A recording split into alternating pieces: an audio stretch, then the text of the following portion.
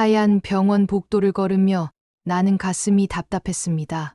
시어머니를 부축한 남편의 어깨가 평소보다 굽어 보였고 82세의 시어머니는 지팡이에 의존한 채 힘겹게 걸음을 옮기고 계셨습니다.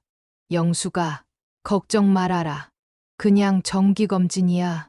남편이 나를 위로했지만 정작 본인 얼굴이 더 하얗게 질려 있었습니다. 3개월 전부터 시어머니가 자꾸 배가 아프다, 소화가 안 된다고 하셨는데 처음엔 나이 탓인 줄만 알았거든요. 안녕하세요. 내일도 인생입니다. 오늘도 찾아와 주셔서 진심으로 감사합니다. 여러분의 구독과 좋아요는 제가 더 많은 이야기를 전할 수 있는 큰 힘이 됩니다. 어머니, 천천히 가세요. 제가 부축할게요. 시어머니는 내 손을 뿌리치듯 하며 말씀하셨습니다. 괜찮다. 내가 아직 그렇게 늙지 않았어. 또 시작이네. 속으로 한숨을 쉬었습니다. 30년을 함께 살면서도 시어머니는 내 도움을 받는 것을 그렇게 싫어하셨거든요. 마치 내가 시어머니를 약하게 만드는 사람인 것처럼 말이죠.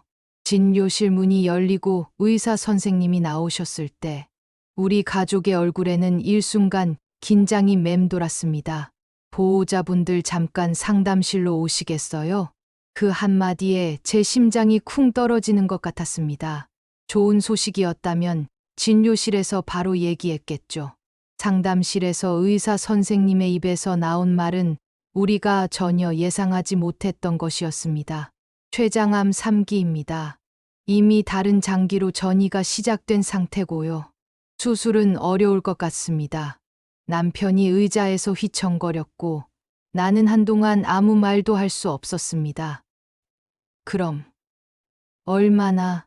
남편의 떨리는 목소리에 의사 선생님은 조심스럽게 대답하셨습니다. 길어야 6개월. 하지만 환자분의 상태를 보면 더 짧을 수도 있습니다. 그 순간 머리가 하얗게 변하는 것 같았습니다. 6개월이라니. 시어머니가 6개월밖에 못 사신다니. 내가 왜 이렇게 충격을 받지? 솔직히 시어머니와의 관계가 그렇게 좋은 편은 아니었거든요. 아니, 좋지 않았다고 하는 게 맞죠.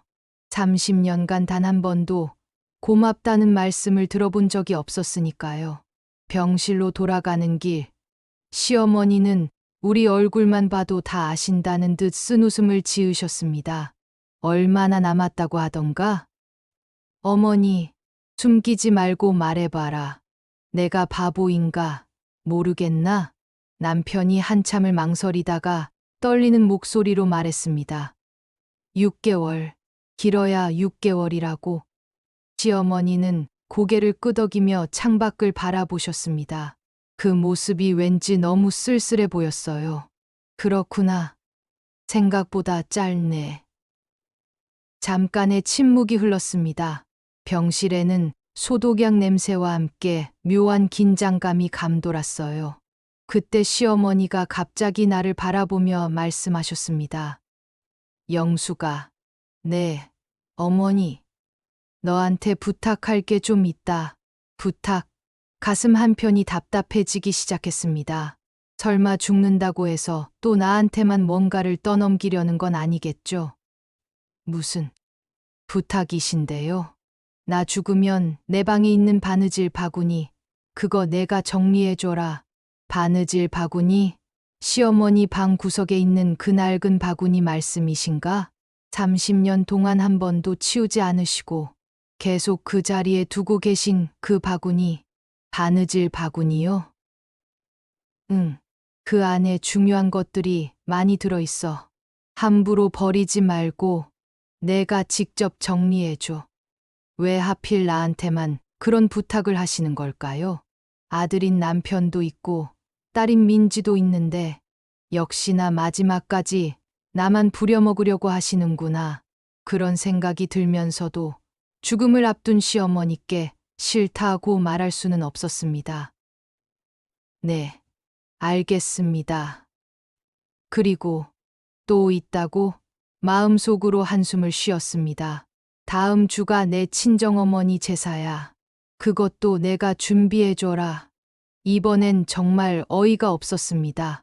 시어머니, 친정어머니, 제사는 시어머니가 직접 하시던 건데 갑자기 왜 나한테 맡기시는 거죠? 어머니, 그건 내가 이제 힘이 없잖아. 너 말고 누가 해? 철수는 그런 것도 모르고 민지는 바쁘고 결국 또 나만 남는 거네요. 언제나 그랬듯이. 남편은 옆에서 그냥 해드려라는 눈빛을 보내고 있었고 나는 고개를 끄덕일 수밖에 없었습니다. 집으로 돌아가는 차 안에서 남편이 말했습니다. 여보, 어머니 부탁 들어드릴 수 있지? 얼마 안 남으신 시간인데. 얼마 안 남으신 시간이니까 더 억울한 거야. 라고 말하고 싶었지만 참았습니다. 30년간 늘 그래왔듯이. 정말이지. 죽는다고 해서 갑자기 달라지는 건 없구나. 그날 밤 나는 잠들지 못하고 천장만 바라봤습니다. 시어머니와 함께할 수 있는 마지막 6개월. 왜인지 모르게 가슴 한편이 무너지는 것 같았어요. 미움도 서운함도 많았지만 막상 떠나신다고 하니 이상하게 허전했거든요. 내가 뭘 잘못한 걸까? 30년 동안 정말 최선을 다했는데 어떤 며느리가 시어머니 바느질 바구니까지 정리해드릴까요? 어떤 며느리가 시어머니, 친정어머니, 제사까지 준비할까요? 하지만 거절할 수도 없고 또 그런 내 자신이 초라하기도 했습니다. 새벽 3시 부엌에서 혼자 차 한 잔을 마시며 생각했어요. 어머니는 도대체 나를 어떻게 생각하고 계시는 걸까? 시어머니가 퇴원하신 지 일주일이 지났습니다. 집 안 분위기는 이상하게 조용했어요. 평소 같으면 시어머니께서 이것저것 지적하시느라 바쁘셨을 텐데 이제는 방에 누워 계시는 시간이 많아지셨거든요. 그런데 오히려 그게 더 부담스러웠습니다. 언제 또 무슨 부탁을 하실지 모르겠어서요.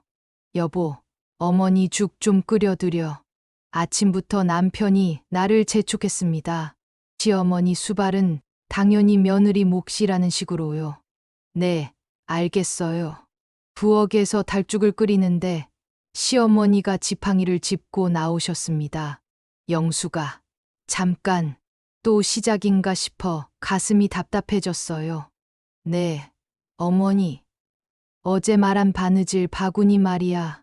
그 안에 실과 바늘만 있는 게 아니야. 그럼 뭐가 더 들어있나요? 편지들.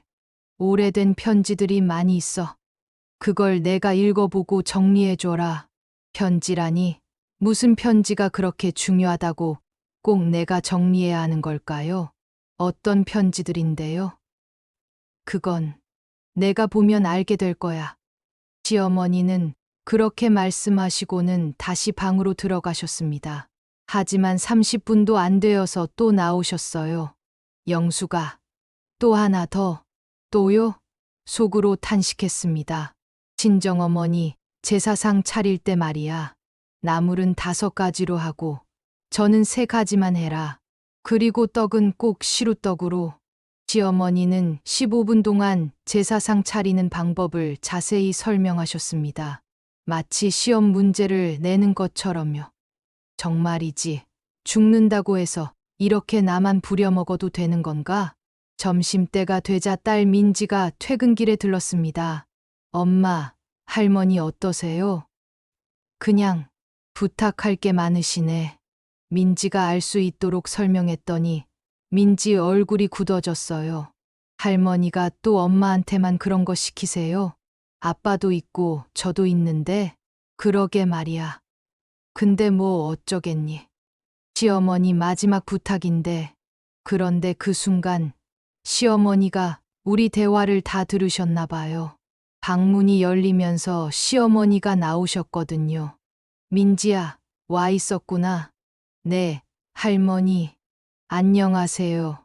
내 엄마한테 부탁한 거 혹시 부담스럽나? 민지가 당황하며 대답했습니다. 아니에요, 할머니. 그런데 저도 도울 수 있는 게 있으면. 아니다. 바느질 바구니는 내 엄마가 해야 해. 다른 사람이 하면 안 돼. 왜요? 왜 꼭 저만 해야 하는 거죠? 마음속으로 소리쳤지만 입 밖으로는 내지 못했어요. 저녁이 되어 온 가족이 모여 식사를 하는데 시어머니가 또 말씀하셨어요. 철수야, 내가 영숙이한테 부탁한 거 알지? 네, 어머니. 내가 도우라는 게 아니야.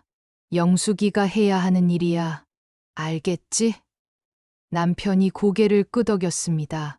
네, 어머니. 여보도 어머니 마지막 부탁이니까 잘해드릴 거예요. 내 의견은 묻지도 않고 당연하다는 듯이. 젓가락을 쥔 손에 힘이 들어갔어요. 그때 손자 준호가 천진난만하게 말했습니다. 할머니, 왜 할머니 영숙만 이래요? 아빠도 할 수 있는데, 준호야, 그런 건 여자가 하는 거란다. 왜요? 그냥 그런 거야. 8살 준호도 이상하게 생각하는 일을 나는 당연하게 받아들이고 있다니 스스로가 한심했어요. 식사 후 설거지를 하는데 시어머니가 또 부엌으로 나오셨어요. 영수가 이번엔 또 뭔가 싶어 돌아봤습니다. 내 옷장도 정리해줘라. 입을 만한 건 민지한테 주고 나머지는 내가 알아서 해. 옷장요? 응. 그리고 내 통장들도 정리해야 해. 그것도 내가 해줘. 이제 정말 화가 치밀어 올랐어요. 바느질 바구니, 제사 준비, 편지 정리, 옷장 정리, 통장 정리까지. 도대체 얼마나 더 시키실 건가요? 어머니, 그런 건 아들은 그런 걸 못해. 너만 할 수 있어. 못하는 게 아니라 안 하는 거죠. 속으로 소리쳤어요. 30년 동안 집안일은 무조건 며느리 몫이라고 생각하고 자신 시어머니의 고정관념이 죽음을 앞두고도 변하지 않는 거예요. 네, 알겠습니다. 결국 또 그렇게 대답할 수밖에 없었어요. 시어머니가 방으로 들어가신 후 나는 주저앉고 싶었습니다. 진짜 마지막까지 나만 힘들게 하시는구나. 남편이 다가와서 말했어요. 여보, 고생이 많네. 그래도 어머니 마지막 소원이니까 당신도 아들이잖아요. 왜 저만 해야 하는 거예요? 그래도 어머니가 여보를 더 믿으시는 거 아냐? 믿는 게 아니라 부려먹기 쉬워서 그런 거지. 라고 말하고 싶었지만 남편의 순진한 얼굴을 보니 화도 제대로 낼 수 없었어요. 그날 밤 잠자리에 누웠는데 남편이 말했습니다. 여보, 어머니가 많이 아프시나 봐. 평소보다 부탁이 많으시네. 아프시면 가족 모두가 나눠서 해야죠. 왜 저만? 그래도 어머니한테는 여보가 제일 든든하실 거야. 30년 동안 집안일 다 해줬으니까 그렇게 든든하면 고맙다는 말이라도 한번 해주시지. 마음속이 쓰라렸어요. 새벽 2시. 또 잠이 오지 않아서 부엌에 나왔습니다. 어젯밤과 똑같은 자리에 앉아 차를 마시며 생각했어요. 나는 이 집에서 뭐지? 가족인가? 아니면 그냥 일꾼인가? 시어머니 방에서 기침 소리가 들려왔어요. 아픈 소리였죠. 그 소리를 들으니 화가 났던 마음이 또 복잡해졌어요. 미워하고 싶은데 불쌍하기도 하고 도대체 내 마음이 뭔지 모르겠네. 문득 시어머니가 말씀하신 바느질 바구니 속 편지들이 궁금해졌어요. 도대체 무슨 편지길래 꼭 내가 정리해야 한다고 하셨을까요? 내일 한번 봐볼까? 하지만 동시에 또 무슨 일을 더 시키실지 모르겠다는 걱정도 들었어요. 이렇게 부탁이 계속 늘어나면 시어머니가 돌아가시기 전까지 나는 하루도 편할 날이 없을 것 같았거든요. 시어머니의 부탁 목록이 적힌 메모지를 보며 한숨을 쉬었습니다.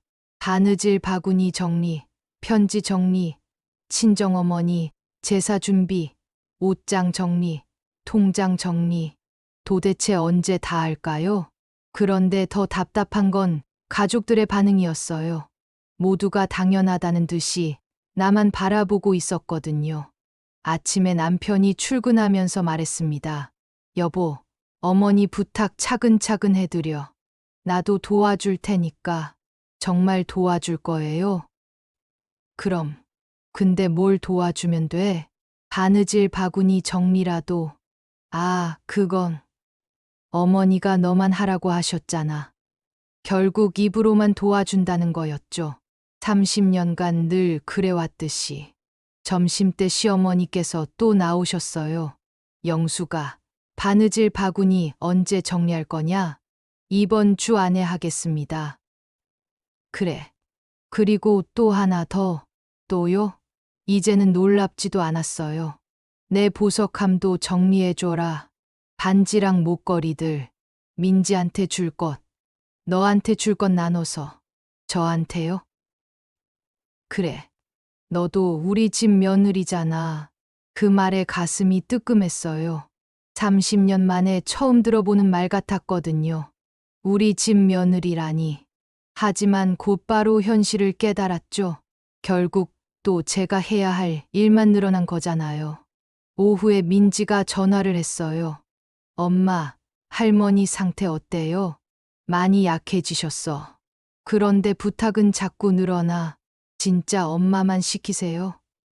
그거 좀 이상한 것 같은데. 그러게. 내 아빠는 아들인데 왜 안 시키실까? 엄마가 한번 말씀드려 보세요. 저도 도울 수 있다고. 말해봤지. 근데 안 된다고 하셔. 전화를 끊고 나니 더욱 서글퍼졌어요. 딸마저 이해하지 못하는 상황이니까요. 저녁 준비를 하고 있는데 시어머니가 또 부엌으로 나오셨어요. 이제는 지팡이 없이는 걷기도 힘드신 상태였는데도 말이죠. 영수가, 네, 어머니. 너, 나 때문에 힘들지? 순간 멈칫했어요. 시어머니가 그런 말씀을 하실 줄 몰랐거든요. 아니에요, 어머니. 거짓말. 표정만 봐도 알겠어. 그럼 왜 계속 저만 시키세요? 속으로 소리쳤지만 입 밖으로는 낼 수 없었어요. 괜찮습니다.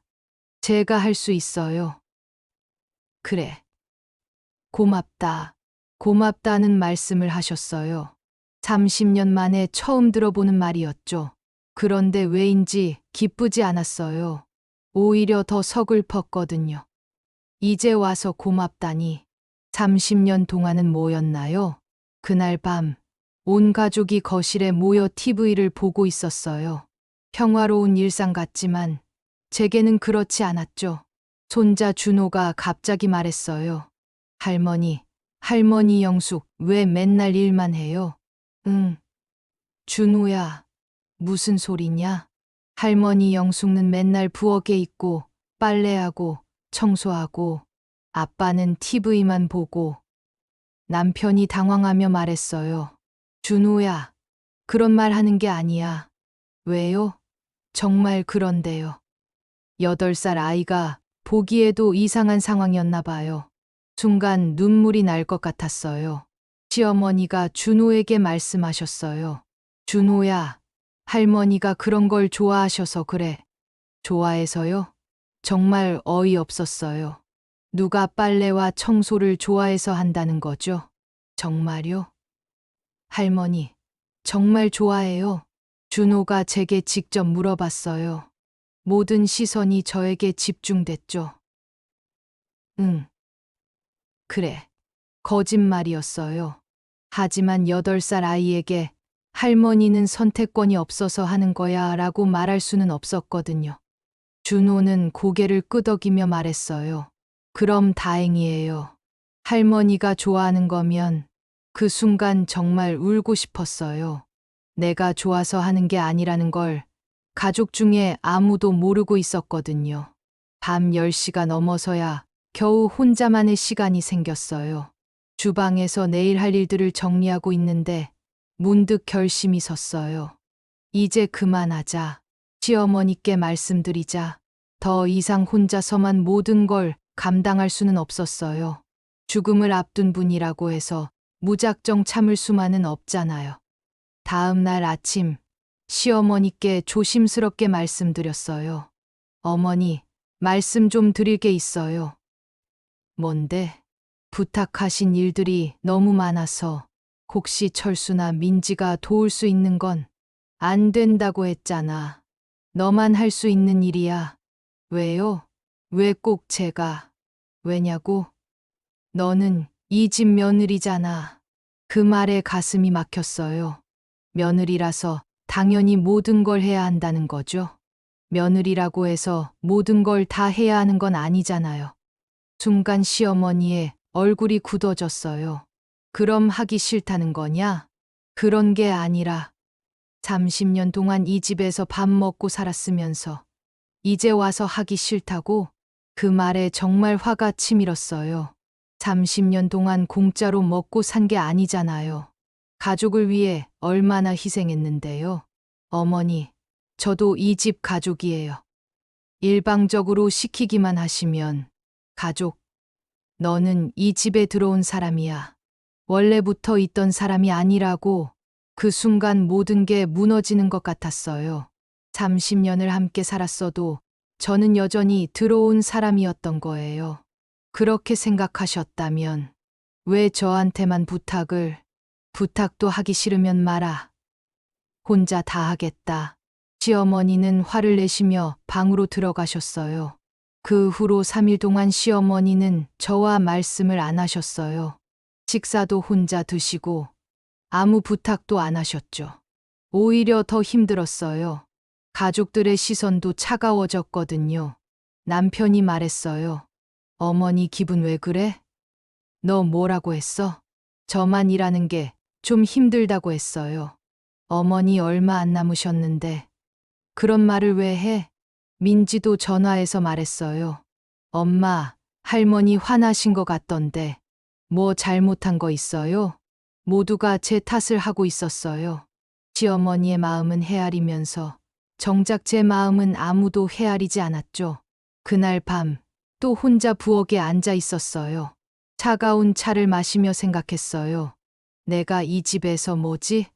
정말 가족인가? 30년간 함께 살았지만 여전히 저는 들어온 사람이었어요. 아무리 노력해도 희생해도 달라지지 않는 관계였죠. 이제 정말 그만하고 싶다. 하지만 동시에 죄책감도 들었어요. 시어머니가 정말 아프신데 제가 너무 이기적인 건 아닐까요?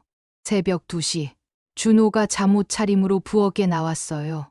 할머니, 왜 여기 있어요? 준호야, 왜 앉아? 할머니가 울고 있는 것 같아서 이 아이는 정말 눈물이 핑 돌았어요. 할머니 안 울어. 그냥 생각하고 있었어. 할머니 정자랑 싸웠어요? 싸운 건 아니고 좀 의견이 다를 뿐이야. 할머니가 할머니 미워해요? 그 질문에 멈칫했어요. 미워하냐고요? 미워하지 않아. 그냥 조금 서로 다를 뿐이야. 그럼 다시 사이좋게 지낼 수 있어요? 준호의 맑은 눈을 보니 대답하기가 어려웠어요. 글쎄, 할머니가 노력해 볼게. 준호를 재워주고 다시 혼자 남았을 때 마음이 더욱 복잡해졌어요. 정말 이대로 끝낼 건가? 아니면 다시 참고 살 건가? 6개월, 시어머니와 함께 할 수 있는 시간이 그렇게 많지 않다는 걸 알고 있었어요. 하지만 그 짧은 시간마저 이렇게 힘들게 보내야 하는 걸까요? 시어머니와 말을 안 한 지 나흘째 되던 날, 민지가 퇴근 후 집에 들렀습니다. 평소보다 일찍 온 것 같았어요.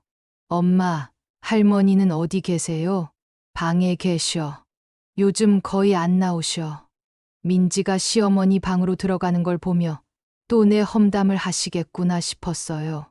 하지만 예상과 달리 방에서 큰 목소리가 들려왔습니다. 할머니, 그건 너무하신 거 아니에요? 민지의 목소리였어요. 무슨 일인가 싶어 귀를 기울였죠. 뭐가 너무하다는 거냐? 엄마한테만 맨날 그런 거 시키시는 거요. 저도 있고 아빠도 있는데 민지가 깜짝 놀랐어요. 제 편을 들어주는 것 같았거든요. 그건 내 엄마가 해야 할 일이야. 왜요? 왜 꼭 엄마만 해야 해요? 며느리니까. 며느리라고 해서 모든 걸 다 해야 해요. 할머니, 이건 2024년이에요. 옛날이 아니라고요. 시어머니와 민지의 목소리가 점점 높아졌어요. 이런 민지는 처음 봤어요. 민지야, 내가 어른한테 그렇게 말하는 거야? 할머니가 먼저 엄마한테 너무하셨잖아요. 30년 동안 엄마가 얼마나 참았는데, 30년. 내가 뭘 잘못했다고. 엄마가 이 집에 와서 한 번이라도 편한 적 있었어요? 맨날 일만 하고, 눈치만 보고, 그 순간 방문이 열리며 민지가 나왔어요. 얼굴이 빨갛게 달아 있었죠. 엄마, 잠깐 나와요.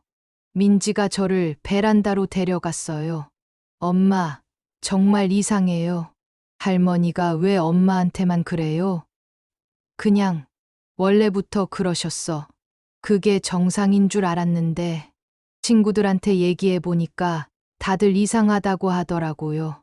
민지가 친구들한테까지 얘기했나 보네요. 괜찮다. 민지야. 엄마가 참을 수 있어. 참으면 안 되는 거예요.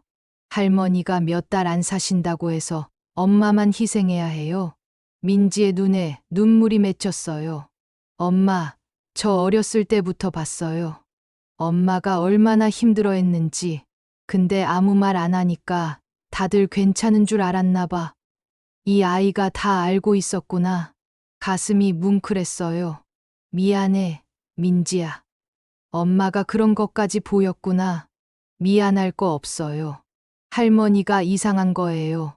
그때 시어머니가 방에서 나오셨어요. 지팡이를 짚고 화난 표정으로요. 민지야, 내가 너무하는 거 아니냐? 할머니가 더 너무하세요. 엄마는 할머니 며느리가 아니라 가족이에요. 가족이니까 가족 일을 하는 거 아니냐? 그럼 아빠는 왜 안 해요? 아빠도 할머니 아들이잖아요. 시어머니가 말문이 막히셨어요. 그건 남자는 뭐요? 남자는 집안일 못해요. 2024년에 그런 소리 하시면 안 되죠. 민지의 말에 시어머니 얼굴이 더욱 굳어졌어요. 내가 뭘 알아? 어른들 이래. 제가 뭘 몰라요? 30년 동안 엄마 고생하는 거 다 봤는데 그 순간 남편이 퇴근해서 들어왔어요. 왜 이렇게 시끄러워? 무슨 일이야? 민지가 아빠를 보더니 말했어요. 아빠도 이상하다고 생각 안 해요? 할머니가 엄마한테만 맨날 일 시키는 거. 민지야, 그건 아빠는 할머니 아들이면서 왜 아무것도 안 해요? 왜 엄마만 해야 해요? 남편이 당황해하는 모습을 보니 속이 시원했어요. 30년 동안 제가 하고 싶었던 말을 민지가 대신 해주고 있었거든요. 그래도 어머니 앞에서, 할머니 앞에서 뭐요? 잘못한 게 있으면 말해야죠. 시어머니가 화를 내며 말씀하셨어요. 철수야, 내 딸 좀 어떻게 해라. 어머니, 민지가 무례했다면 사과를. 아빠. 민지가 아빠를 향해 소리쳤어요. 아빠는 왜 맨날 할머니 편만 들어요? 엄마는 아빠 아내잖아요. 그렇지만 엄마 편은 언제 한번 들어봤어요? 남편이 아무 말도 못하고 있자 민지가 계속 말했어요. 할머니, 정말 궁금해요. 왜 엄마한테만 그래요? 저도 손녀고 아빠도 아들인데. 그건 영숙이가 며느리라서. 며느리면 뭐든지 다 해야 해요. 노예예요. 민지야, 시어머니가 소리치셨지만 민지는 물러서지 않았어요. 할머니, 엄마도 사람이에요. 감정도 있고 힘든 것도 있어요. 30년 동안 얼마나 참았는데 이제 와서 또 그래요. 그 말에 시어머니가 갑자기 주저앉으셨어요. 내가 뭘 잘못했다고. 시어머니 목소리가 떨리기 시작했어요. 그 모습을 보니 갑자기 미안한 마음이 들었어요. 민지야, 그만해. 왜요, 엄마? 할머니가 잘못하신 거 맞잖아요. 그래도 할머니 많이 아프셔. 민지가 저를 빤히 보더니 한숨을 쉬었어요. 엄마, 엄마가 너무 착해서 문제예요. 그때 손자 준호가 학교에서 돌아왔어요. 집 안 분위기가 이상한 걸 감지했나 봐요. 왜 다들 화났어요? 아무도 대답하지 않자 준호가 시어머니에게 다가갔어요. 할머니, 아파요? 응, 준호야. 할머니가 좀 아파. 그럼 할머니 영숙과 돌봐드리면 되잖아요. 할머니 그런 거 잘하시잖아요. 준호의 순진한 말에 모두가 조용해졌어요. 근데 왜 할머니들이 화났어요? 사이좋게 지내면 안 돼요. 8살 아이의 말이 가장 현명했어요. 그날 저녁, 민지가 저와 단둘이 이야기했어요. 엄마, 제가 너무했나요? 아니야. 고마워. 할머니 상처받으신 것 같은데. 괜찮아. 누군가는 말해야 했던 거야. 엄마는 왜 30년 동안 아무 말 안 했어요? 그 질문에 대답하기가 어려웠어요. 왜 참았을까요? 그냥 가족이니까, 가족이어서 더 솔직해야 하는 거 아니에요? 민지 말이 맞았어요. 가족이니까 더 참았던 건지도 모르겠어요. 이제라도 바뀔 수 있을까요? 글쎄, 할머니가 많이 화나신 것 같은데, 그래도 제가 있잖아요. 엄마 편에서 도와드릴게요. 30년 만에 처음으로 제 편에 서서 싸워준 사람이 생겼어요. 그것도 제 딸이. 그날 밤 잠자리에서 남편이 말했어요. 민지가 좀 심했던 것 같아. 당신도 민지 말이 틀렸다고 생각해요? 그런 건 아니지만 어머니가 많이 상처받으셨을 거야. 그럼 제 상처는 어떻고요? 그래도 그 말에 모든 게 담겨 있었어요. 시어머니 상처는 중요하지만 제 상처는 그래도 참아야 하는 거죠. 하지만 이제는 달랐어요. 민지가 있었거든요. 30년 만에 처음으로 제 마음을 이해해주고 지지해주는 사람이 생긴 거예요. 이제 혼자가 아니구나. 그 생각에 조금이나마 마음이 편해졌어요. 민지와의 대화 이후 며칠이 지났지만 집 안 분위기는 여전히 어색했습니다. 시어머니는 예전보다 더 방에만 계셨고 남편은 눈치를 보며 조심스러워했어요. 그런데 이상하게도 마음은 한결 가벼워졌어요. 30년 만에 처음으로 제 마음을 이해해주는 사람이 생겼다는 게 이렇게 큰 힘이 되는 줄 몰랐거든요. 어느 날 오후 용기를 내어 시어머니 방 문을 두드렸습니다. 어머니, 들어가도 될까요? 들어와. 시어머니는 침대에 누워 천장을 바라보고 계셨어요. 많이 약해 보이셨죠? 어머니, 바느질 바구니 정리해 드릴게요. 시어머니가 고개를 돌려 저를 보셨어요. 정말? 네. 어머니 부탁이니까. 민지가 나한테 심하게 말했지? 민지는 제 마음을 걱정해서 그런 거예요. 너 마음? 시어머니가 의외라는 듯 물으셨어요. 마치 제게 마음이 있다는 걸 처음 아신다는 것처럼요. 네. 가끔 힘들 때가 있어요.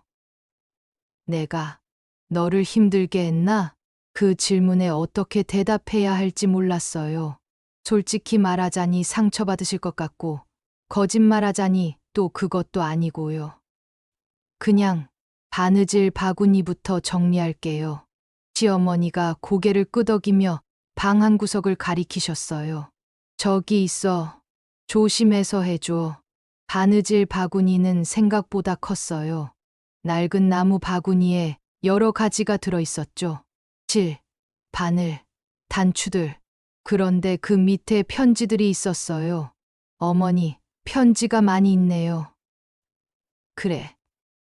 그거, 내가 읽어봐. 첫 번째 편지를 펼쳐보는 순간 깜짝 놀랐어요. 제 글씨였거든요. 그것도 30년 전 친정어머니께 썼던 편지였어요. 어머니, 시댁 생활이 생각보다 어려워요. 시어머니가 너무 무서우시고 제가 뭘 해도 마음에 안 드시는 것 같아요. 친정이 그리워요. 이 편지를 어떻게 시어머니가 가지고 계셨을까요? 친정에 보낸 편지인데, 어머니, 이 편지는 내가 친정에 보낸 거야. 내 어머니가 나한테 가져다 주셨어. 우리 어머니가요? 그래. 내가 너무 힘들어 한다면서 잘 좀 봐달라고 머리가 하얘졌어요. 친정어머니가 제 편지를 시어머니께 보여드렸다고요. 두 번째 편지를 열어봤어요. 이번엔 시어머니 글씨였습니다. 사돈댁 어머니께 영숙이가 많이 힘들어하나 보네요. 제가 너무 엄했나 싶어 마음이 아픕니다. 어떻게 해야 며느리 마음을 편하게 해줄 수 있을까요? 이게 뭐지? 시어머니가 제 마음을 걱정하신다고요? 30년 전에 세 번째 편지를 펼쳤어요. 사돈댁 어머니, 영숙이가 감기에 걸렸다고 하니 제가 직접 국을 끓여서 보냅니다. 우리 집 며느리지만 친딸처럼 챙기고 있으니 걱정 마세요. 손이 떨렸어요. 30년 전 제가 아팠을 때 친정에서 갑자기 맛있는 미역국이 왔었거든요. 친정어머니가 끓여서 보내신 줄 알았는데 시어머니가 끓이신 거였다고요. 계속 편지를 읽어봤어요. 시어머니와 친정어머니가 주고받은 편지들이 수십 통 있었어요. 영숙이가 친정 음식 그리워한다고 하니 김치 담는 법 좀 가르쳐 주세요. 영숙이 임신했을 때 입덧이 심해서 걱정입니다. 어떤 음식이 좋을까요? 민지가 태어났을 때 영숙이가 얼마나 기뻐했는지 몰라요. 우리 딸 같아서 제가 더 기뻤습니다. 눈물이 펑펑 쏟아졌어요. 시어머니가 저를 딸처럼 생각하셨다고요? 그럼 왜 그렇게 차갑게 대하셨을까요? 바구니 가장 아래에서 뭔가가 더 나왔어요. 목도리였어요. 손으로 직접 뜨신 것 같았는데 실이 다 해져 있었어요. 어머니, 이 목도리는 내가 아팠을 때 밤새 떴어. 근데 못 줬어. 왜요? 부끄러워서. 부끄러워요? 시어머니가 힘들게 일어나 앉으셨어요. 영수가, 너 나를 많이 무서워했지? 솔직히 무서웠어요. 30년 동안 계속 무서웠죠. 처음엔 좀 그랬어요. 나도 알고 있었어. 근데 어떻게 해야 할지 몰랐어. 어머니, 나도 시집 와서 시어머니가 무서웠거든. 그래서 며느리한테는 엄하게 해야 하는 줄 알았어. 시어머니 목소리가 떨리기 시작했어요. 근데 너를 보니까 정말 내 딸 같았어. 그래서 더 신경 쓰였나 봐. 신경 쓰셨다고요? 응. 잘못하면 어쩌나 싶어서 계속 가르치려고 했어. 그게 너한테는 잔소리였겠지만 편지를 다시 봤어요. 정말로 시어머니가 저를 걱정하는 내용들이 가득했어요. 그럼 왜 저한테는 그런 말씀 안 해주셨어요? 말하면 너가 우습게 볼까봐. 우습게요? 시어머니가 며느리를 좋아한다고 하면 뭔가 이상하잖아. 이상하다고요? 전혀 이상하지 않은데요. 오히려 그런 말씀을 해주셨다면 30년이 얼마나 달랐을까요? 바구니에서 또 다른 것들이 나왔어요. 제가 어렸을 때 민지에게 입혔던 옷들이었어요. 시어머니가 소중히 간직하고 계셨던 거예요. 민지 옷도 우리 민지 첫 돌 때 입었던 거야. 내가 직접 만들어 입혔잖아. 기억하고 계셨어요? 당연하지. 손녀 첫 돌인데 그때 또 다른 편지가 나왔어요. 이번엔 최근 것 같았어요. 영숙이가 나를 어떻게 생각할까? 30년 동안 못된 시어머니였나? 이제 죽을 때가 되니 후회만 된다. 영숙이한테 미안하다고, 고맙다고 말하고 싶은데 어떻게 해야 할지 모르겠다. 이건 친정어머니께 보내려던 편지가 아니라 시어머니 혼자 쓰신 일기 같았어요. 어머니, 이 편지는 그건 그냥 써본 거야. 혼자서 저한테 미안하시다고요? 미안하지. 30년 동안 너한테 고맙다는 말 한 번 제대로 못했잖아. 그 순간 눈물이 쏟아졌어요. 30년 동안 기다렸던 그 한마디였거든요. 어머니도 표현을 잘 못하시는 거였네요. 그래. 나도 우리 시어머니한테 그런 말 들어본 적이 없어서 어떻게 해야 하는지 몰랐어.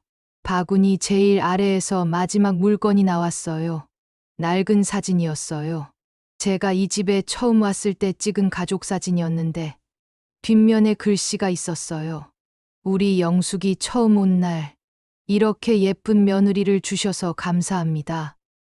어머니, 너 처음 왔을 때 정말 예뻤어. 우리 철수가 복 받은 줄 알았지. 30년 동안 쌓였던 오해들이 한순간에 무너지는 느낌이었어요. 시어머니는 저를 미워하신 게 아니라 사랑하는 방법을 몰랐던 거였어요. 어머니, 저도 어머니 마음을 몰랐어요. 이제라도 알게 됐으니 다행이지. 그때 방문 밖에서 소리가 들렸어요. 민지가 퇴근해서 온 것 같았어요. 엄마, 어디 계세요? 여기 있어. 민지가 방으로 들어왔다가 우리가 울고 있는 걸 보고 놀랐어요. 왜 우세요? 무슨 일이에요? 바느질 바구니와 편지들을 보여주며 설명했어요. 민지도 편지들을 읽더니 눈물을 흘렸어요. 할머니, 정말이에요?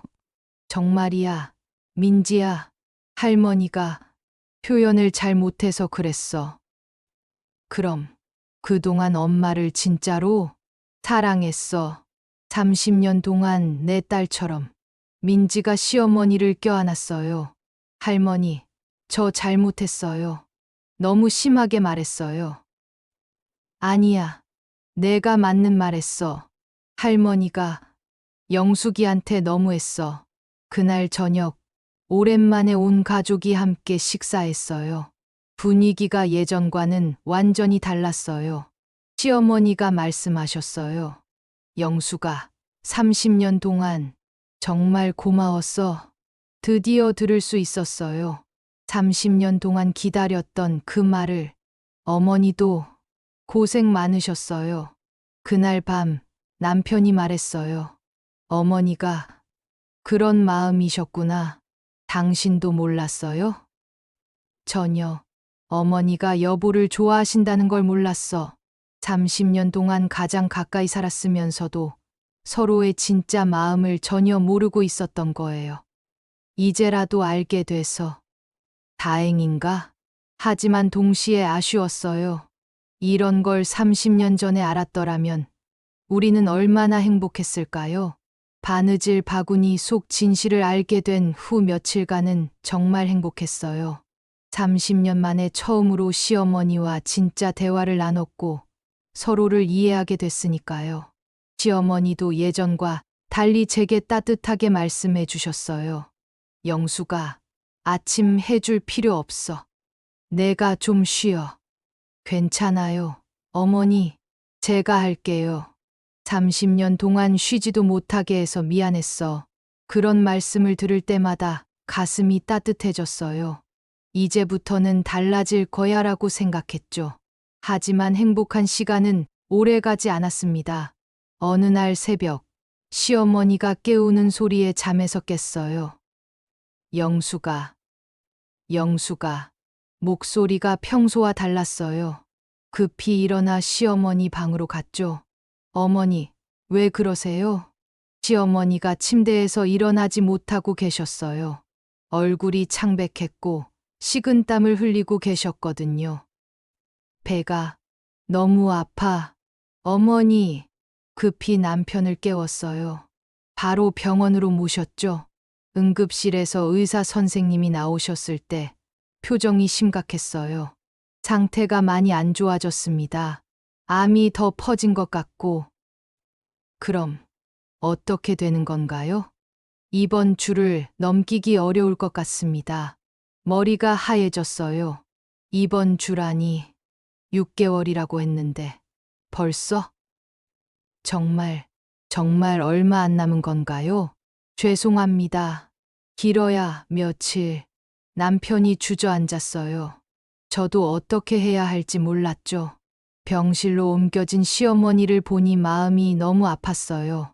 겨우 화해했는데 벌써 이별인가요? 어머니, 괜찮으세요? 영수가, 미안해. 왜 미안하세요? 우리 진짜 화해한 지 얼마 안 됐는데 벌써 이렇게 되네. 시어머니 목소리가 많이 약해져 있었어요. 어머니, 그런 말씀 마세요. 치료받으시면. 아니야, 나도 알아. 이제 정말 얼마 안 남았구나. 그날부터 시어머니 상태는 급격히 나빠졌어요. 음식도 거의 못 드시고 대부분 잠만 자셨죠. 민지가 회사를 쉬고 병원에 왔어요. 할머니, 안녕하세요. 민지야, 와줘서 고마워. 할머니, 좀 나아지셔야 해요. 이제 막 우리 사이 좋아졌는데 시어머니가 힘없이 웃으시며 말씀하셨어요. 그러게, 너무 늦게 알았네. 그 말이 가슴을 찔렀어요. 정말 너무 늦었나요? 30년을 오해하며 살다가 겨우 며칠 사이좋게 지낸 게 전부인가요? 이틀째 되는 날, 시어머니가 갑자기 의식을 잃으셨어요. 어머니, 어머니, 간호사들이 달려왔지만 시어머니는 깨어나지 않으셨어요. 의사 선생님이 조심스럽게 말씀하셨어요. 의식을 되찾기 어려울 것 같습니다. 그럼 이대로 가족분들 마지막 인사 준비를 하시는 게 좋을 것 같습니다. 그 순간 온 세상이 무너지는 것 같았어요. 안 돼. 이렇게 끝날 순 없어. 30년간 쌓인 오해를 겨우 풀었는데 며칠 만에 이별이라니. 너무 억울했어요. 병실에 온 가족이 모였어요. 다들 울고 있었죠. 손자 준호도 와서 시어머니 손을 잡고 있었어요. 할머니, 일어나세요. 준호 왔어요. 하지만 시어머니는 반응이 없으셨어요. 그날 밤, 저 혼자 시어머니 곁에 있었어요. 다른 가족들은 잠깐 집에 가서 씻고 오겠다고 했거든요. 시어머니의 손을 잡고 속삭였어요. 어머니, 저예요. 영숙이에요. 어머니, 깨어나세요. 할 말이 아직 많이 남았어요. 하지만 시어머니는 조용하셨어요. 어머니, 30년 동안 정말 죄송했어요. 어머니 마음도 모르고 혼자 서운해하고 그랬어요. 눈물이 쏟아졌어요. 어머니, 이제야 알았어요. 어머니가 저를 얼마나 사랑해 주셨는지. 그런데 너무 늦었죠? 제가 너무 늦게 깨달았죠? 시어머니의 손이 차가워지고 있었어요. 어머니, 제가 어머니 딸 해도 되죠? 진짜 딸처럼. 그때 시어머니가 조금 움직이시는 것 같았어요. 어머니, 어머니, 들리세요? 하지만 착각이었나 봐요. 여전히 조용하셨거든요. 새벽 3시쯤 간호사가 들어왔어요. 어머님, 잠깐 나가 계시겠어요? 체크해야 해서. 병실 밖으로 나갔는데 10분 후에 간호사가 급하게 나왔어요. 어머님, 빨리 들어오세요. 뭔가 심상치 않았어요. 병실로 들어가니 의료진들이 시어머니를 둘러싸고 있었어요. 무슨 일이에요? 혈압이 급격히 떨어지고 있습니다. 가족분들 빨리 부르세요. 손이 떨렸어요. 급히 남편과 민지에게 전화했죠. 빨리 와요. 어머니가 말을 제대로 할 수 없었어요. 30분 후 온 가족이 병실에 모였을 때 의사 선생님이 말씀하셨어요. 지금이 마지막인 것 같습니다. 남편이 어머니 손을 잡고 울었어요. 어머니, 아들이에요. 철수예요. 민지도 시어머니께 말했어요. 할머니, 민지예요. 할머니 사랑해요. 준호도 시어머니 곁에 가서 말했어요. 할머니, 안녕히 가세요. 마지막에 제가 시어머니께 말씀드렸어요. 어머니, 30년 동안 정말 감사했어요. 어머니 덕분에 이 가족의 며느리가 될 수 있었어요. 이제 편히 쉬세요. 그 순간 기계에서 긴 삐 소리가 났어요. 시어머니가 돌아가셨어요. 병실이 조용해졌어요. 모두가 울음을 삼키고 있었죠. 30년을 함께 산 시어머니, 마지막 며칠 동안만 진짜로 이해했던 시어머니. 너무 늦었다. 정말 너무 늦었어. 그 순간 가슴 깊은 곳에서 후회가 밀려왔어요. 30년 전에 조금만 더 용기를 냈더라면, 서로 마음을 열었더라면, 이렇게 아쉽게 이별할 일은 없었을 텐데. 하지만 이제는 늦었어요. 영영 늦었어요. 시어머니는 제가 어머니 사랑합니다라고 말하는 걸 들으시지 못했어요. 저도 시어머니께서 영수가 정말 고마웠다, 내 딸 같았다는 말씀을 더 이상 들을 수 없게 됐어요. 세상에서 가장 가까운 거리에 살면서 가장 먼 마음이었구나. 그날 병원에서 돌아오는 길, 가슴이 너무 아팠어요. 화해의 기쁨보다 더 큰 이별의 아픔, 이해의 감동보다 더 깊은 시간의 아쉬움. 어머니, 정말 죄송해요. 너무 늦게 깨달아서. 시어머니 장례식 준비는 제가 다 했어요. 30년 동안 해온 집안일의 연장선이었죠. 하지만 이번엔 달랐어요. 미워서 하는 게 아니라 마지막 효도라는 마음으로 했거든요. 조문객들이 오셨을 때 많은 분들이 저를 위로해 주셨어요. 영숙이가 어머니 모시느라 정말 고생 많았지. 30년 동안 시어머니한테 잘했잖아. 하늘에서도 고마워하실 거야. 그런 말씀들이 위로가 되기도 했지만 동시에 더 슬프기도 했어요. 정말 잘한 며느리였는지 확신이 서지 않았거든요. 장례식장에서 영정사진을 보며 생각했어요. 어머니, 저 정말 괜찮은 며느리였나요? 그때 시어머니의 옛날 친구분이 오셨어요. 영수가 정말 고생 많았다. 아니에요. 당연한 거였어요. 내 시어머니가 살아계실 때 자주 얘기했어. 영숙이 얘기를. 어머니가 제 얘기를요? 그럼 맨날 자랑했지. 우리 며느리가 얼마나 착한지, 얼마나 정성스러운지 자랑을 하셨다고요? 깜짝 놀랐어요. 정말요? 그래. 특히 내가 아플 때 밤새 간병한 얘기, 민지 낳고 산후조리할 때 정성껏 챙긴 얘기. 맨날 그런 얘기만 했어. 그런데 저한테는 한 번도 어머니는 원래 표현을 잘못하셨어. 하지만 마음속으론 정말 고마워하셨지. 그 순간 또 눈물이 났어요. 시어머니가 저를 자랑스러워하셨다니. 조의금을 정리하던 중 시어머니 방에서 가져온 물건들 사이에서 또 다른 편지를 발견했어요. 이번엔 봉투에 영숙이에게라고 적혀 있었어요. 손이 떨렸어요. 시어머니가 저에게 남기신 마지막 편지인가요? 영수가 이 편지를 읽고 있다는 건 내가 이미 세상을 떠났다는 뜻이겠지. 30년 동안 함께 살면서 하지 못했던 말들을 이제라도 써본다. 너를 처음 본 날부터 넌 내게 딸 같았어. 하지만 시어머니라는 이유로 엄하게 대해야 한다고 생각했지. 그게 너를 위한 거라고 착각했나 봐. 내가 첫 임신했을 때 얼마나 기뻤는지 몰라. 우리 집에 새 생명이 온다는 게. 하지만 표현하지 못했어. 혹시 너를 설렘으로 달랠까 봐서. 민지가 태어났을 때 내가 아기를 보며 우는 모습을 봤어. 그때 내 마음도 따뜻해졌지.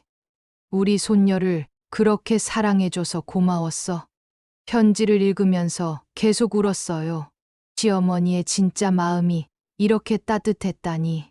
30년 동안 너는 정말 완벽한 며느리였어. 아니, 며느리가 아니라 딸이었어. 내가 낳지 못한 딸.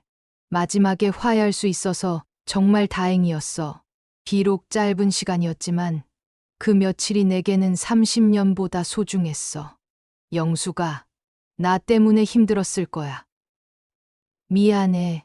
그리고 정말 정말 고마웠어. 내가 있어서 우리 가족이 행복할 수 있었어.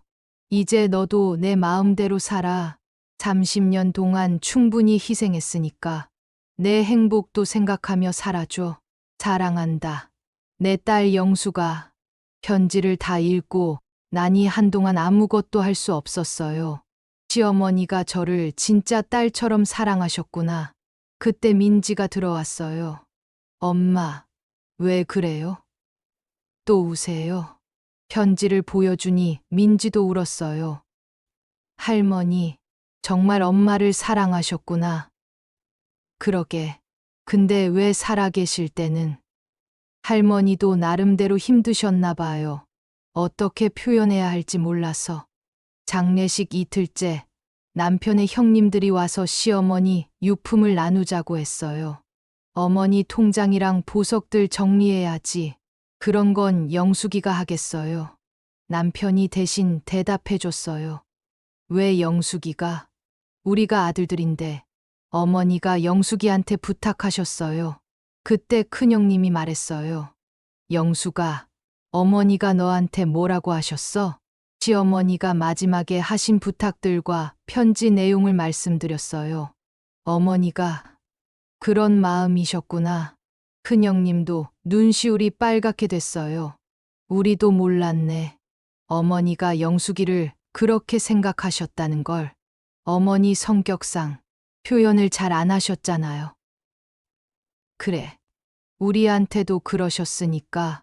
둘째 형님이 말했어요. 영수가 30년 동안 정말 고생 많았어. 우리가 몰랐네. 아니에요. 저도 어머니 마음을 몰랐어요. 그때 큰형님 부인이 말했어요. 영숙이 정말 대단해. 나 같으면 못했을 거야. 어머니가 까다로우셨는데 어떻게 30년을 참았어? 솔직히 대답했어요. 참은 게 아니라 가족이니까 당연한 거라고 생각했어요. 가족이어도 쉽지 않아. 정말 대단해. 장례식 마지막 날 영구차가 떠나기 전에 시어머니께 마지막 인사를 드렸어요.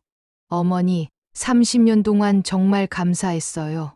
어머니가 가르쳐 주신 것들 잊지 않을게요. 그리고 사랑한다고 전하지 못해서 죄송해요. 천국에서는 편히 쉬세요. 관이 차에 실리는 걸 보면서 생각했어요. 정말 끝이구나. 30년의 인연이 이제 진짜 끝났구나. 화장장에서 돌아오는 길에 남편이 말했어요. 여보, 정말 고생 많았어. 당신도 어머니 잃어서 슬프죠? 슬프지. 그런데 어머니가 여보한테 그런 마음이셨다는 걸 이제야 알겠네. 저도 늦게 깨달았어요. 앞으로 우리 어떻게 살까? 그 질문에 한동안 대답하지 못했어요. 30년 동안 시어머니 중심으로 살았는데 이제 어떻게 살아야 할지 막막했거든요. 글쎄요. 천천히 생각해보죠. 집에 돌아와서 시어머니 방을 정리했어요. 옷들, 책들, 작은 소품들, 하나하나가 추억이었어요. 바느질 바구니는 그대로 두기로 했어요. 시어머니의 사랑이 담긴 소중한 물건이니까요. 그날 밤 민지가 말했어요.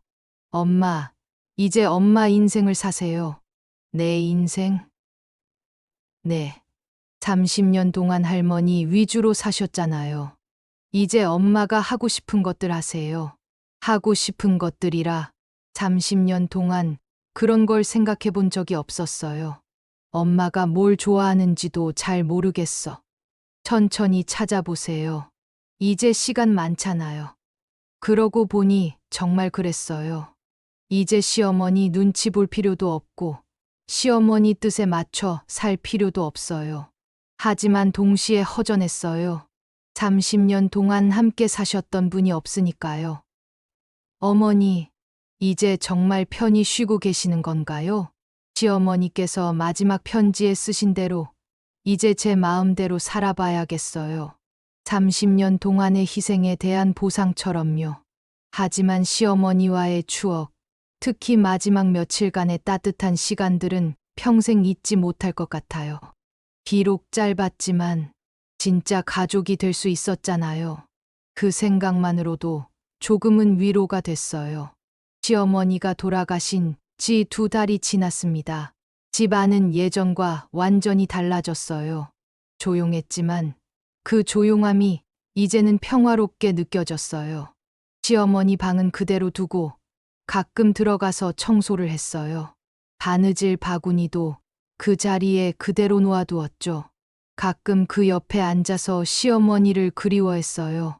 어느 날 오후 손자 준호가 학교에서 돌아와서 물어봤어요. 할머니, 정자 할머니 보고 싶어요? 그럼 많이 보고 싶지. 할머니도 우리 보고 싶어 하실까요? 물론이야. 준호 제일 많이 보고 싶어 하실 거야. 그럼 할머니가 하늘에서 우리 보고 계시겠네요. 준호의 순진한 말에 마음이 따뜻해졌어요. 그래요. 시어머니께서 하늘에서 우리를 보고 계실 거예요. 그날 저녁 민지가 말했어요. 엄마, 뭔가 하고 싶은 거 없어요? 하고 싶은 거? 30년 동안 못 해본 것들 말이에요. 생각해 봤는데 정말 없었어요. 30년 동안 시어머니와 가족을 위해서만 살다 보니 제 자신을 위한 욕구 같은 건 잊어버렸나 봐요. 글쎄, 잘 모르겠네. 그럼 천천히 찾아보세요. 이제 시간 많잖아요. 일주일 후, 뜻밖의 일이 생겼어요. 동네 복지관에서 연락이 왔거든요. 혹시 노인분들 식사 도우미 자원봉사 관심 있으세요? 처음엔 거절하려고 했어요. 30년 동안 집에서 충분히 일했으니까요. 하지만 문득 시어머니 편지가 생각났어요. 이제 너도 내 마음대로 살아. 하지만 내 착한 마음은 그대로 간직해줘. 그래서 한번 가보기로 했어요. 복지관에 가보니 시어머니와 비슷한 연령의 할머니들이 많이 계셨어요. 혼자 사시는 분들이 대부분이었죠. 그분들께 식사를 대접해드리면서 이야기를 나눴어요. 아이고, 손녀같이 예쁜 사람이 와서 밥까지 해주네.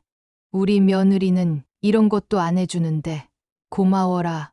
그런 말씀들을 들으니까 시어머니가 생각났어요. 시어머니도 제가 해드리는 밥을 이렇게 고마워하셨을까요? 한 할머니가 말씀하셨어요. 딸아, 너도 시어머니 모셨니? 네, 30년 모셨어요. 아이고, 고생했겠다. 요즘 며느리들은 그런 것도 안 하던데.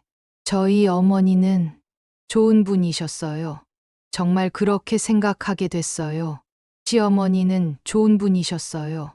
다만 표현 방법이 서툴렀을 뿐이죠. 복지관에서 일주일에 2번씩 봉사를 하게 됐어요. 처음에는 시어머니에 대한 그리움 때문이었는데 점점 그분들 자체가 좋아졌어요. 어느 날 집에 돌아와서 남편이 말했어요. 여보, 요즘 표정이 많이 밝아졌네. 그래요? 응. 뭔가 평화로워 보여. 정말 그랬어요. 30년 동안 느껴보지 못했던 마음의 평화가 있었어요. 누군가를 미워할 이유도 서운해할 이유도 없어졌거든요. 어느 날 복지관에서 한 할머니가 말씀하셨어요. 딸아, 너 참 착하구나. 시어머니가 복 받았겠어. 아니에요. 저희 어머니가 저를 복 주신 거예요. 정말 그렇게 생각했어요. 시어머니 덕분에 저는 인내하는 법을 배웠고 가족을 사랑하는 법을 배웠어요. 비록 과정은 힘들었지만 결국 좋은 사람이 될 수 있었잖아요. 3개월째 되던 날 민지가 신기하다며 말했어요. 엄마, 완전히 달라지셨어요. 뭐가? 예전엔 항상 뭔가 억누르고 사는 것 같았는데 이제는 자연스러워요. 그런가? 네. 할머니가 돌아가시고 나서 오히려 더 평온해 보이세요. 그 말을 들으니 조금 죄스럽기도 했어요. 시어머니가 돌아가셔서 평온하다니. 하지만 사실이었어요. 시어머니를 미워하지도 않고 원망하지도 않게 되니까 마음이 정말 편해졌어요. 어느 날 시어머니 방에 들어가서 바느질 바구니를 보고 있는데 문득 해보고 싶은 게 생겼어요. 바느질이요. 예전에 민지 옷을 만들어 입혔던 기억이 났거든요. 시어머니께서 그때를 기억하고 계셨다니 감동이었어요. 바느질 바구니에서 실과 바늘을 꺼내어 준우 옷을 수선해 봤어요. 단추가 떨어져서 달아달라고 했거든요. 바느질을 하면서 생각했어요.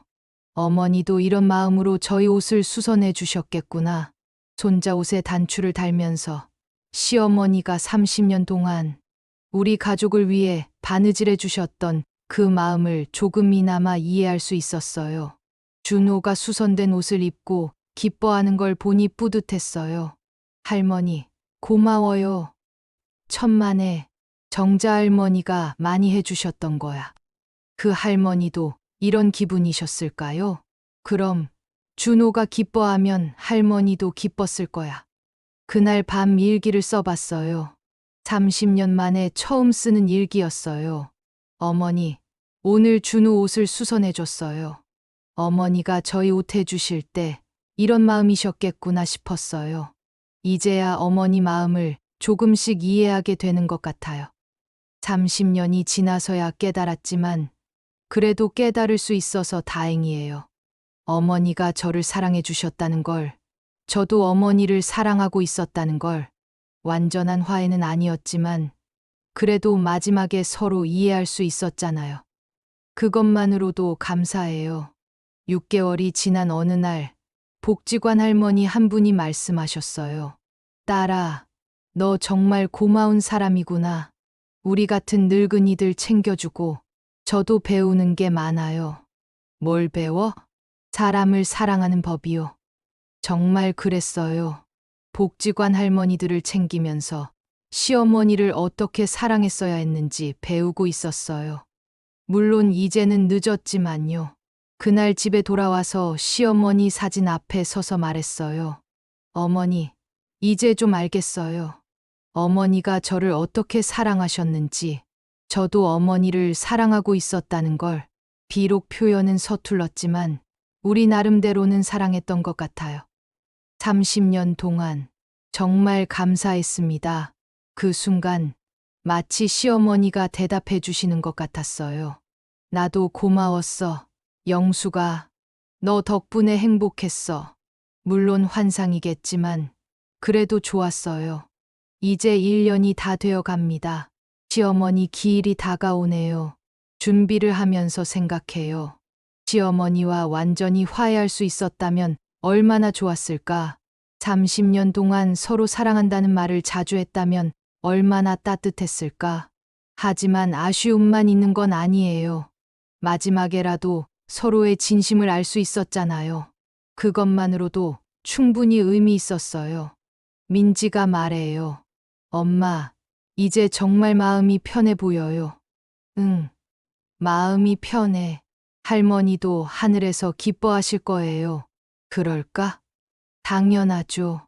30년 동안 사랑받았다는 걸 이제야 알게 되신 거잖아요. 맞아요. 시어머니도 이제 알고 계실 거예요. 제가 시어머니를 사랑하고 있었다는 걸. 복잡하고 어려운 사랑이었지만 그래도 분명히 사랑이었어요. 오늘도 시어머니 방에 들어가서 바느질 바구니를 보며 생각해요. 어머니, 저 이제 어머니 딸이 맞죠? 30년 늦었지만 진짜 딸이 된 것 같아요. 완벽하지는 않았지만 우리는 가족이었어요. 서툰 사랑이었지만 분명히 사랑이었어요. 그리고 그것으로 충분합니다. 오늘도 내일도 인생과 함께 해주셔서 감사드리며 이 이야기가 여러분 마음에 작은 울림이 되었다면 구독과 좋아요, 그리고 알림 설정까지 부탁드립니다. 그리고 여러분의 이야기도 댓글로 들려주세요. 다음 시간에는 또 다른 인생 이야기를 들고 와서 여러분 하루의 따뜻한 동행이 되어 드릴게요. 감사합니다.